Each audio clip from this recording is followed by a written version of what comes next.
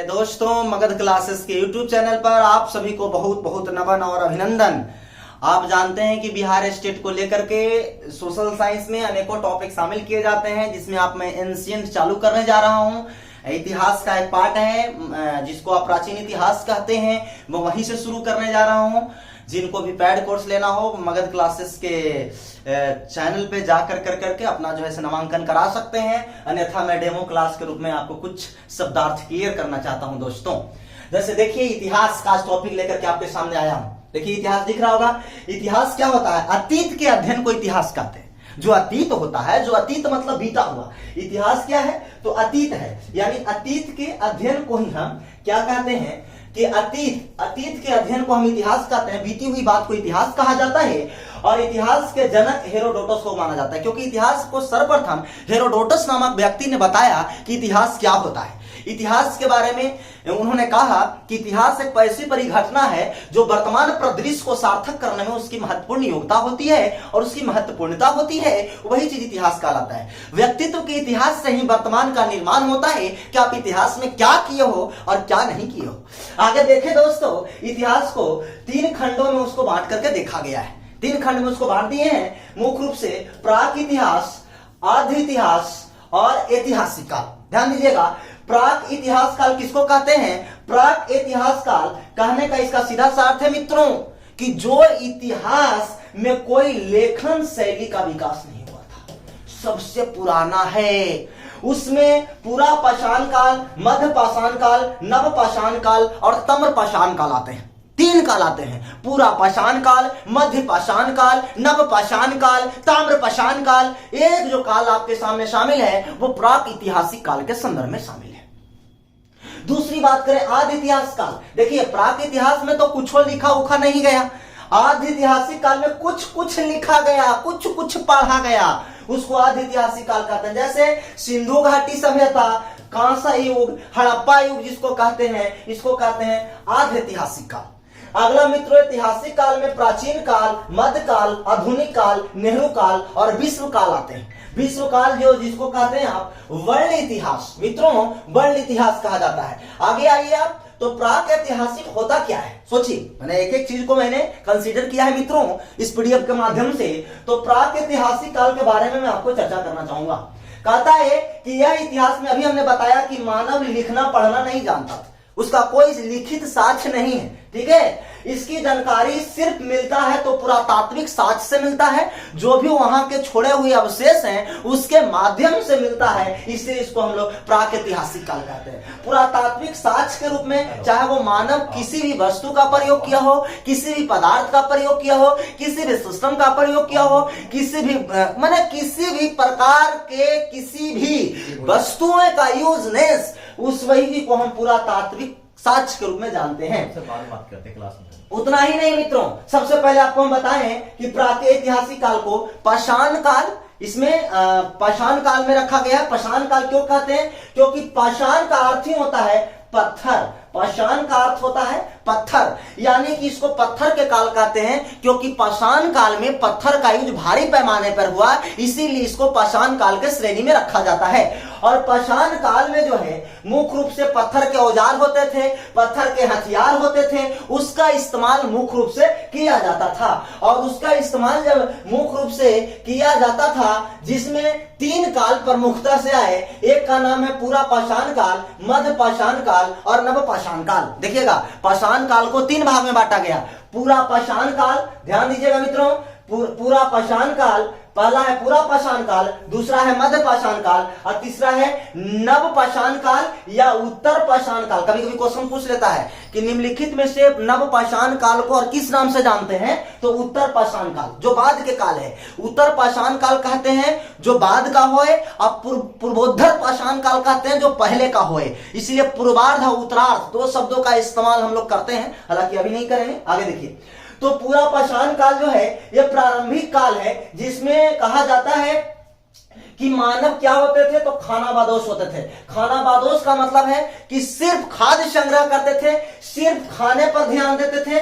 उनका मुख्य उद्देश्य था जानवर के भांति अपना पेट भरना, इसके अलावा कुछ नहीं करना। पूरा पाषाण काल में जानवर के भांति पेट भरना, उसको ये लेना देना नहीं है कि हमको क्या आगे होगा, क्या विकास करना चाहिए, क्या मेरा मूल्य होना चाहिए, क्या मेरी नैतिकता होनी चाहिए, क्या मेरा रोजगार होना चाहिए, क्या मेरा भविष्य होना चाहिए, ऐसा उसका कोई अभी चेतन मन में नहीं है मित्रों। इस समय क्या होते थे कि मानव सबसे बड़ी उपलब्धियां एक लाया जिसमें आग का खोज था। मनुष्य इस समय आग का खोज किया। आपसे प्रश्न पूछ लेगा मित्रों कभी कभी कि किस काल में आग की खोज की गई, तो पूरा पाषाण काल में आग का खोज हुआ। यही तो सवाल है आपका, और सवाल है कहां? तो आग का खोज हुआ, और जब आग का खोज हो गया मित्रों, तब मैं आपको बता दूं, कहता है कि जब आग हो गया तब सब कुछ हो जाएगा, क्योंकि आग बहुत इंपॉर्टेंट है। क्षिति जल पापक गगन समीरा, पांच तंत्र मिली बना शरीरा। यानी आग भी शरीर के निर्माण में इसका योगदान है। यानी आग का विकास कहीं ना कहीं मनुष्य की सबसे बड़ी उपलब्धियां है पूरा पाषाण काल में। दूसरा मध्य पाषाण काल आता है मित्रों। इसके बाद का एक काल है, मानव पहले बड़े बड़े हथियार औजार का प्रयोग करते थे, अब वो हथियार को नुकीला कर लिए, छोटा कर लिए, एकदम छोटा आकार का प्रयोग किया।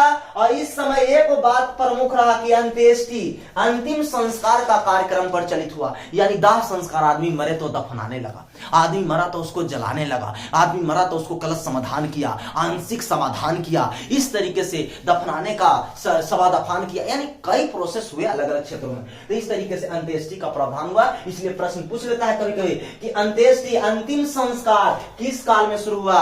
मध्य पाषाण काल में शुरू हुआ। आगे देखिएगा फ्रेंड्स, नव पाषाण काल या उत्तर पाषाण काल इसको कहते हैं। एक काल में क्या हुआ, मानव स्थायी हो गया, आवास सुवास बना लिया। आप ही बनाइए, आप ही बताइए कि जब घर उर बना लेगा भैया, पहले घूमत रहनी, घूमते घूमते का कहीं जगह बना के रहत रहनी, अब क्या हो गया, अस्थाई हो गई नहीं, अब अस्थाई हो गया। अब इसमें आवास बना लिया। अब मानव क्या किया, कृषि कार्य करना शुरू कर दिया। जब अस्थाई होगा तो खाने के लिए तो कुछ चाहिए, तो खेती करना शुरू कर दिया, पशु पालना शुरू कर दिया। क्यों? बोझा ढोने के लिए, पशुओं को, गधों को, कुत्तों को। और फिर जो है इस काल में मुख्य रूप से ये बात रहा कि इसमें पहिया उहिया का भी खूब इस्तेमाल हुआ। जैसे बैल यूज में आया या भैंसा यूज में आया, तो उसको पहिया उहिया भी लगा करके धोने में काम किया।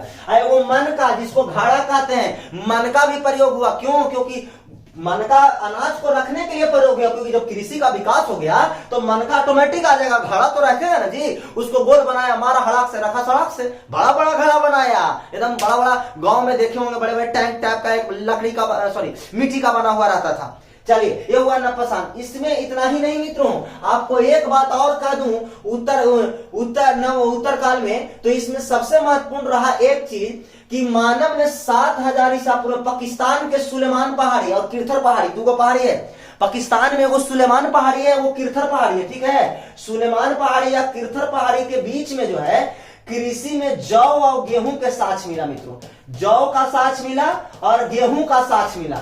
अब आपसे क्वेश्चन पूछ देगा कि सर्वप्रथम उत्तर पाषाण काल में किस पहाड़ी के बीच में जौ और गेहूं के साक्ष्य मिला? ये तो क्वेश्चन रहता है। अब इस चीज को थोड़ा सा एक्सप्लेन करेगा, उसमें प्रश्न पत्र बनाने की प्रवृत्तियां को थोड़ा तिरछा करेगा, तो लाइनिंग कर देगा थोड़ा सा कि सुलेमान पहाड़ियां किस काल की थी, किस रूप में था, थोड़ा सा और डिटेल में जा सकता है।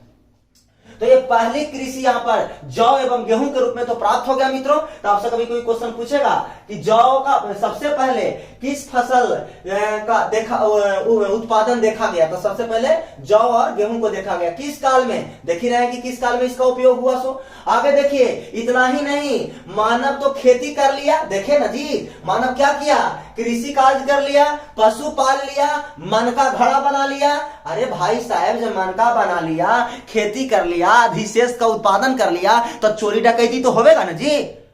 तो चोरी डकैती होगा तो कुत्ता उता भूकेला रख लिया कि अगर कोई चोर आवेगा गांव में तो एकदम बाबू रे कुतबा भूक भुकाइत रहना तू।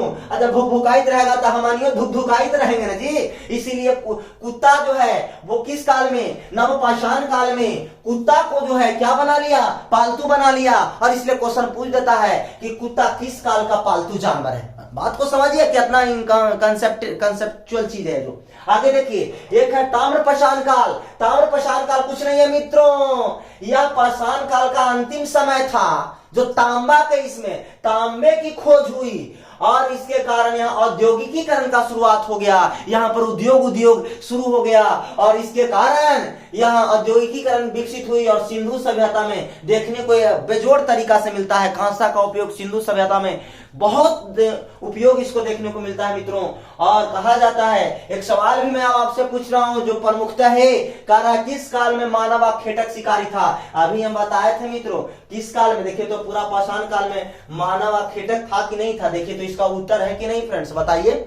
प्रश्न पूछा हुआ है, किस स्थान से पहली बार चावल का साँच मिला। अरे भैया गेहूं जौ न बताए थे जी, लेकिन क्या हमने चावल बताया? तो सुन लीजिए, इलाहाबाद के कोल्डीहवा से मिला था। प्रश्न पूछा हुआ भी है मित्रों अदर कॉम्पिटिटिव एग्जामिनेशन में। आगे देखिएगा, आधे ऐतिहासिक काल। आधे ऐतिहासिक काल किसको कहते हैं? अभी बताए हैं कि आधे ऐतिहासिक काल आधा लिखल और आधे पढ़ल। मूर्ख लिखे वाला, मूर्ख पढ़े वाला कहिए। अब इसी में क्या हुआ है, सिंधु घाटी आधे ऐतिहासिक काल में मानव लिपि को पढ़ा नहीं जा सकता। क्यों भाई? क्योंकि वो लिखित साक्ष्य तो मिले हैं परंतु उसका स्रोत पुरातात्विक साक्षी है, क्योंकि उसको पढ़ा नहीं जा सकता। आधा पढ़ा जा सकता है तो आधा अधूरा कहीं दिमाग रहा है। अरे पढ़ो तो बढ़िया से, ना पढ़ो तो छोड़ दो, ऐसा क्या बात है। फिर आइए, सिंधु घाटी सभ्यता को हम लोग आधे ऐतिहासिक काल कहते हैं। अभी नाम आपको पता है। और सिंधु घाटी इंडियन वैली सिविलाइजेशन को एकदम समझ लीजिए। सिंधु को Indian Indian valley civilisation, IVS इसको कहते हैं मित्रों, इंडियन वैली सिविलाइजेशन है। सिंधु घाटी सभ्यता क्या है मित्रों, इसको थोड़ा देखिएगा। यह सभ्यता सिंधु नदी पर विकसित हुई है। सिंधु नदी तट पर विकसित हुई, गंगा पर नहीं हुई, सिंधु नदी पर हुई। सिंधु नदी के 5 सहायक नदियां प्रमुख है, झेलम, चनाब, रावी, सतलुज, ब्यास है मित्रों। हालांकि और नदियां पर भी इसका सभ्यता विकसित हुई। अब आप कहिएगा कि नदी के किनारे क्यों हुआ, तो उस समय उस तरीके के वाटर लॉगिंग कैपेसिटी या उस तरीके के टेक्नोलॉजी या उस तरीके के साइंटिफिक अप्रोच नहीं डेवलप किए गए थे, जिसके कारण मित्रों कहा जाता है कि सभ्यता को कहीं बसा लिया जाए। सभ्यता को नदी के तट पर ही बसाया गया और सिंधु नदी सालों भर बहने वाली नदियां थी मित्रों, जिसको आप जानते हैं। और इसे ही सिंधु सभ्यता कहा और इसको हड़प्पा इसीलिए कहा जाता है क्योंकि सबसे पहले जब खुदाई हुई तो हड़प्पा सभ्यता का ही खोज हुआ, हड़प्पा शहर का ही खोज हुआ, इसलिए सिंधु घाटी सभ्यता को हड़प्पा सभ्यता कहा जाता है। और इसके तत्पश्चात इसका नाम सिंधु घाटी के साथ साथ हड़प्पा भी पड़ा। कहा जाता है कि सिंधु घाटी सभ्यता की जानकारी यानी मैसेज सबसे पहले चार्ल्स मैसन ने दिया। देखिए ध्यान दीजिएगा, और उसका सर्वेक्षण जेम्स कनिंघम ने किया।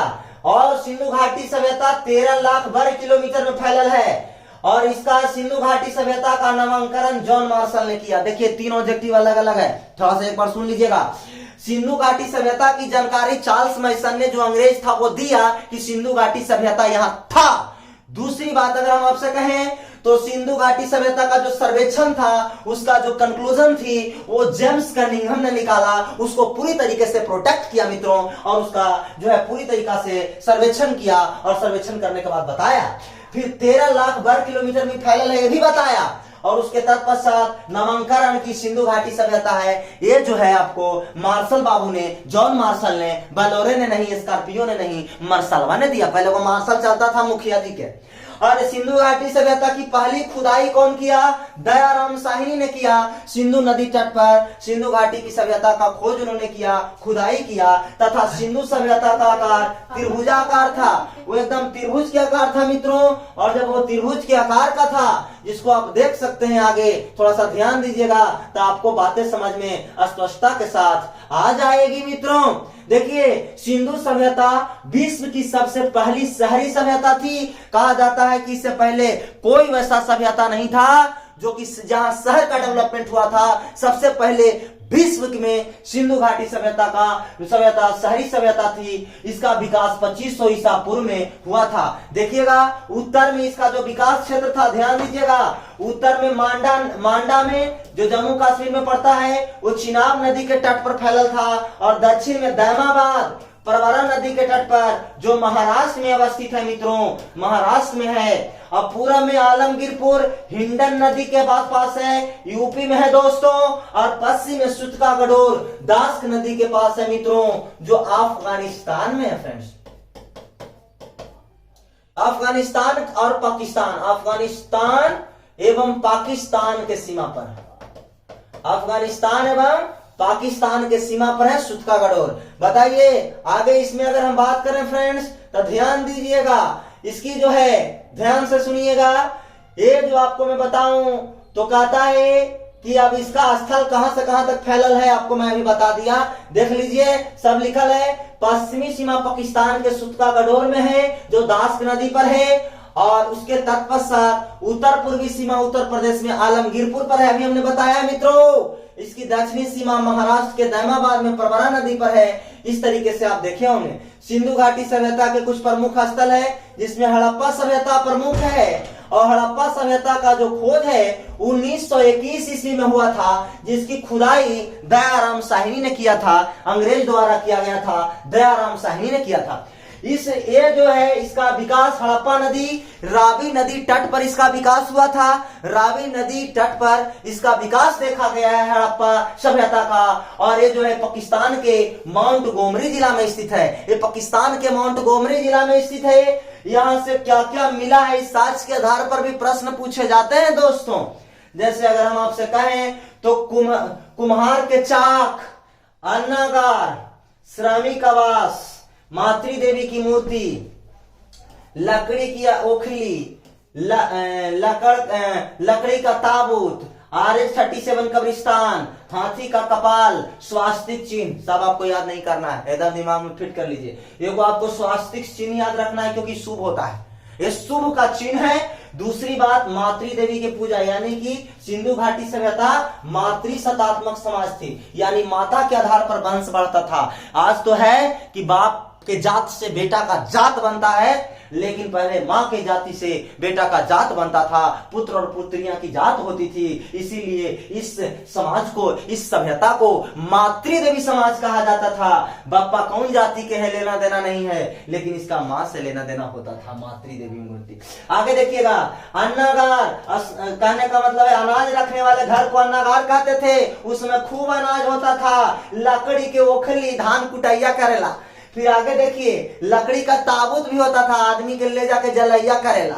और बाद हाथी के कपाल, ये इतना याद रख लीजिए, बाकी काम खत्म हो गया। अगला मोहनजोदारो, मोहनजोदारो जो है ध्यान दीजिएगा, तो इसका भी 1921 ईस्वी में ही इसका भी खुदाई हुआ, लेकिन इसका राखल दास बनर्जी ने किया। वो तो दयाराम साहनी था, राखल दास बनर्जी ने इसका खोज किया। वो पाकिस्तान के माउंट गोमरी जिला में है, ये पाकिस्तान के लारकाना जिला में है। ध्यान दीजिएगा, ये सब कभी कभी प्रश्न पूछ लेता है। यह सिंधु नदी तट पर है, वो रावी नदी तट पर था। अभी देखे थे ना, सिंधु जो हड़प्पा सभ्यता रावी पर है जी। अगला, ये सिंधु सभ्यता का सबसे बड़ा शहर है मोहनजोदाड़ो। इससे बड़ा शहर है ये नहीं है, यहाँ पर हजारों शहर का विकास हुआ, लेकिन सबसे बड़ा शहर कौन है? मोहनजोदाड़ो। और दूसरी बात, यहाँ पर मृतकों के टीला जो होते हैं, वो मोहनजोदाड़ो का जो अर्थ होता है, उसका अर्थ होता है मृतकों का बहुत बड़ा टीला। मृतकों माने मरा हुआ आदमी, जो मर जाता था उसको एक ही जगह दफनावा जाता था, इसीलिए इसका नाम पड़ा था मोहनजोदाड़ो, और कोई बात नहीं है। आगे देखिए, यहाँ से बहुत सारे वस्तुएं मिले हैं, क्योंकि साक्ष्य के आधार पर तो सिस्टम को हम देख रहे हैं। सबसे पहले पुरोहित के आवास मिला, यानी ठागवा बाबा शुरू हो गए। पुरोहित तोम किम चम भूर भूता स्वाहा करने वाला आदमी आ गया। अब आगे देखिए, दूसरा, घर में कुआं मिलने लगा, यानी घर महिला जो है घर से बाहर निकलती नहीं थी, एकदम घर ही में कुआं एकदम था। जैसे आज एकदम घर ही में नल जल के व्यवस्था माननीय मुख्यमंत्री जी नीतीश जी किए हुए हैं। अगला, विशाल स्नानागार, एकदम स्नान के प्रबंध, एकदम दे दनादन। अन्नागार, कोई दिक्कत नहीं अनाज रखने के लिए। स्नानागार इस तरीके से बोलते थे दोस्तों कि यहाँ पर स्नानागार बना दिया और चारों तरफ प्रदक्षिणा कक्ष होता था, यहाँ स्नान करके चारों तरफ महिला घूम घूम के पूजा करती थी। इस तरीके के बने होते थे स्नानागार। अगला देखें, सूती वस्त्र, यहाँ सूती वस्त्र का यूज होने लगा, वस्त्र का इस्तेमाल भी हुआ था, टेरियो कॉटन नहीं था, एकदम सूती। और दूसरी बात, सड़कें चौड़ी थी, 27 मीटर वहां की सड़कें चौड़ी होती थी दोस्तों, 27 मीटर यानी 81 फीट। अब सोच लीजिए कि सड़क कितना चौड़ा था। जो घड़ी एको गाड़ी नहीं चलता था, घड़ी इतना चौड़ा था। आज इतना गाड़ी चलता है तो रोड सिमट के 20 फीट पर आई, और वहू में लड़का में से अतिक्रमण कैले, तनी से न मारा हड़ाक, और जाम लग गया सड़क, लड़का भागा ले बड़ा किया, ही कोची हो गया। ये एकदम गड़बड़ है। तो इससे सबसे बड़ी बात है कि इसमें सबसे सड़कें वहां की चौड़ी थी, रात से लोग जाते थे, एकदम दे दना लगता था कि हाँ एकदम बाबू साहब कहीं हाथिया के कपाला में लिया है। तो हाथी के जब कपाला भी देखे थे ना थोड़ा देर पहले कि हम लोग हाथी के कपाल खोज ले थे, तो जब हाथी के कपाल एकदम मिल रहे हैं, ये देखिए एक मतलब है कि हाथी के तो यूजनेस था ना था जी। तो जब हैया था तो हाथिया के आगे बांध देते थे राजा लोग और धर के रगड़ले रहते थे कि जय विश्वकर्मा, चलते रहिए। आगे देखिएगा फिर पशुपति शिव, भगवान शिव आ गए, यहीं पे शिव की उद्गम हो गई, हर हर बम बम बोल बम, सब वो स्थिति आ गया। आगे देखिए कांसे की नर्तक एकदम डांसर उनसर के प्रबंध है, कोई दिक्कत नहीं, एकदम अब सारा उतर गई है शंकर जी के साथ ही, एकदम हर हर शिव शिव, जल ढारा शिव शिव, एकदम जैसे शिव के मनावे ला नर्तकी धर के रगड़ले। आगे तांबे का ढेर भी मिला है खूब बढ़िया से, तांबा उम्बा का खूब वहां ढेर मिला है। यानी कि आपसे क्वेश्चन पूछ देगा कि पशुपति शिव की प्रतिमा किस जगह से मिला, किस सिंधु घाटी सभ्यता के किस स्थान से मिला, अच्छा ऑप्शन दे देगा तो मोहनजोदड़ो याद रखना है। अब मातृ देवी कहां से मिला, तो हम लोग अभी पढ़े थे इससे आगे मातृ देवी कहां मिला, तो सिंधु घाटी सभ्यता में जो है हड़प्पा में मिला, वो हड़प्पा में मिला। मातृ देवी का मतलब हो गया देवी शब्द है, और देवी का मतलब होता है सती, और सती का मतलब पार्वती, पार्वती जी हुए मिल गए और शिव जी यहाँ मिल गए। तो ये तो बात है। आगे अगर हम बात करें इसमें तो थोड़ा सा ध्यान रखना है कि इसके तत्पश्चात आगे जब खुदाई होते गई, खुदाई होते गई, खुदाई होते गई, तो आगे मोहनजोदाड़ो में सबसे बड़ा अन्नागार, सिंधु सभ्यता का सबसे बड़ा भवन और इमारत मिला, यानी अन्नागार भी मिला और भवन भी मिला, जो सबसे बड़ा था सिंधु घाटी सभ्यता का। कभी कभी क्वेश्चन पूछ लेगा कि अन्नागार सर्वप्रथम कहां मिला, तो अन्नागार आपको मोहनजोदाड़ो में मिला, लेकिन स्नानागार कहां मिला, तो सिंधु घाटी सभ्यता के हड़प्पा जगह पे मिला। आगे देखिए चनहुदड़ो 1931, देखिए तो चनहुदड़ो एकदम चंदा जैसन हुड़क हुड़क 1901, इसकी खोदाई गोपाल मजुमदार ने किया। कभी कभी क्वेश्चन पूछ लेता है कि इसकी खोदाई कौन किया इस जगह का, यह पाकिस्तान में सिंधु नदी के तट पर है, और ये जो एकमात्र शहर है जहां दुर्ग नहीं है, दुर्ग रहित है। दुर्ग रहित मैंने मान लीजिए चनहुदड़ो है, और चनहुदड़ो के चारों तरफ इसका चारों तरफ दुर्ग नहीं है, ये दुर्ग रहित है, इसका घेरा उंगरा नहीं है, इसमें घेरा है ये नहीं है चनहुदड़ो में। यह एक औद्योगिक शहर है, याद रखना है, यह इंडस्ट्रियलाइजेशन खूब हुआ है। क्वेश्चन पूछ लेगा कि निम्नलिखित में से सिंधु घाटी सभ्यता को औद्योगिक शहर किस स्थल को कहा जाता है, चनहुदड़ो को। यहाँ से जो वस्तु मिला है बड़ी बेजोड़ मिला है, महिला के श्रृंगार है, मेकअप की सामग्री, लिपस्टिक, शीशा, मनका, गुड़िया, सुई, अलंकृत ईंट, बिल्ली का पीछा करता हुआ कुत्ता। थोड़ा समझ लीजिए याद करने के लिए, मेकअप लगा के कोई गुड़िया अगर चल देगी, मेकअप लगा के कोई गुड़िया चल देगी और ओकरो में लिपस्टिक भी लगेले रहेगी, ओकरो में शीशा उषा के चमक उमक भी ऊपर से मारले रहेगी, एकदम मन का घड़ा भी माथा पर रखले रहेगी, अलंकृत एकदम झमाझम पहनले भी रहेगी, एकदम अलंकृत 16 श्रृंगार से एकदम सुशोभित रहेगी, तो बताइए सुई नियर चूहेगा कुत्ता के मन में कि नहीं, तब बिल्ली के पीछे करेगा कुत्ता की नहीं। बात खत्म हो गया। यानी सीधा सा अर्थ है कि बिल्ली के पीछे कुत्ता यानी महिला, एक पीछे पुरुष। बात खत्म हो गया, एकदम लेवले खत्म, यहाँ पर बातें खत्म हो गया। मेकअप लगा के गुड़िया एकदम मुड़िया में लिपस्टिक डाल के शीशा जैसा चमक, एकदम माथा पर घड़ी मन का डाल करके एकदम सुशोभित हो करके एकदम जब लचक मारी तो एकदम सुई नियर कुत्ता में गड़ा, एकदम बिल्ली के पीछा कर दिया, एकदम हो गया चंद्रमा की तरह मुख है, ये हो गया चनहुदड़ो। आगे देखिए रोपड़, जो रोपड़ की अगर हम बात करें तो रोपड़ जो है इसकी खुदाई यज्ञदत्त शर्मा जी किए थे 1953 में। ये पंजाब के सतलज नदी पर स्थित है, ये पंजाब के सतलज नदी पर है, और ये जो है यहाँ पर मानव के साथ पालतू जानवर को दफना दिया गया है। एक मतलब है कि मानव कुत्ता प्रेमी था का, इस चलते दफना दिया साथ दोनों के पकड़ के। अरे नवपाषाण काल जम्मू कश्मीर के बुर्ज होम से मिलता था, और ये सब नवपाषाण काल में जम्मू कश्मीर में मिला था, लेकिन जम्मू कश्मीर के कहां से मिला था, बुर्ज होम से मिला था। आगे अगर हम बात करें मित्रों तो बानाबली की, थोड़ा सा देखिएगा बानाबली क्या है, तो इसकी खुदाई रविंदर सिंह जी ने किया, ये हरियाणा में है। इसके समीप रंगोई नदी है, कौन नदी, रंगोई नदी, यहाँ पर जल निकासी के व्यवस्था बड़ी बेजोड़ है। यहाँ के नली जानते हैं इतना बेजोड़ है कि का कहे, नली एकदम बेदनादन, नली नहीं नाला था। आज वाला नली है कि ओकर में गिरा दिया, वो ओकर में गिरा दिया, मतलब चिचिया रहा है कि वही तो वो करेगा वही करी दोनों से भिड़ जाएगा कि वही अब चल गया भाई, केस हो गया, पालतू की जगह फालतू हो गया। तो ये चलते समझ लीजिए, जिस कारण घरों में सोखता मिलता है और सड़कें टेढ़ी मेढ़ी थी यहाँ की, तो ये तो कोई दिक्कत नहीं, घर में सोखता का व्यवस्था था। आगे देखिए, कालीबंगा। कालीबंगा का अर्थ ही होता है मित्रों काले रंग की चूड़ियां, काले रंग की चूड़ियां, काले रंग की चूड़ियां होती थी जो महिलाएं पहनती थी। यहाँ पर अलंकृत ईंट भी मिले हैं, चूड़ी भी मिले हैं, जोता हुआ खेत मिला है, हल मिला है, हवन कुंड भगवान की भी पूजा होते मिला है। यह राजस्थान के सरस्वती, जिसको घग्घर नदी कहते हैं, वहां पे मिला हुआ है।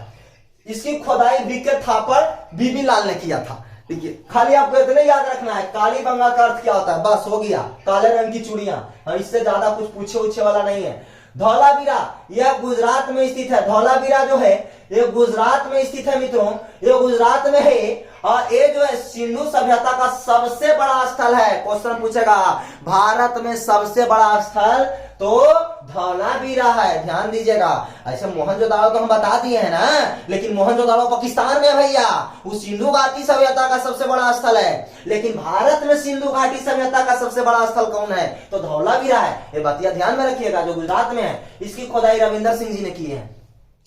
सुरकोटदा, ये भी गुजरात में है, जहां कलश समाधान तथा घोड़े का हड्डी मिला है। कलश समाधान का मतलब है कि कलश डुबाते हिंदू धर्म में प्रचलन देखे होंगे कि जब लाश जल जाता है तो उसको सब जल जाता है तो उसको कलशा लेकर करके गंगा जी में प्रवाहित करता है।